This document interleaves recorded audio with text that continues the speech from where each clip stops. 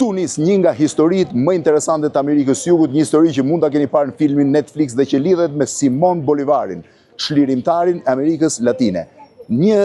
Mbasi ishte zgjedhur presidenti i Grand Colombias, pra asaj që quhej Venezuela, Panamaja, Kolumbia dhe Ekuadori, ai ishte në këtë shtëpi private, në një rrugë që të çon në qendrën, në plasa principal në Bogota.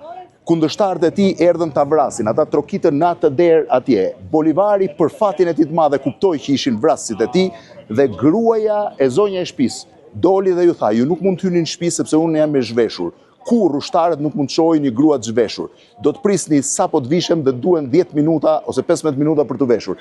Ajo u zgjati veshin e saj, vrasësit e tij qëndruan jashtë. Kur ajo hapi derën dhe ata hynë brenda për ta vrarë, Simon Bolivari u arratis nga kjo dritare e vogël këtu, duke u nisur drejt veriut dhe u fshe në xhungël. Sot është një pllak që tregon që Simon Bolivari u arratis nga kjo dritare dhe turistët që vizitojnë Bogotan, të gjithë ndalojnë në këtë zonë kaq interesante. Bogota, Kolombia.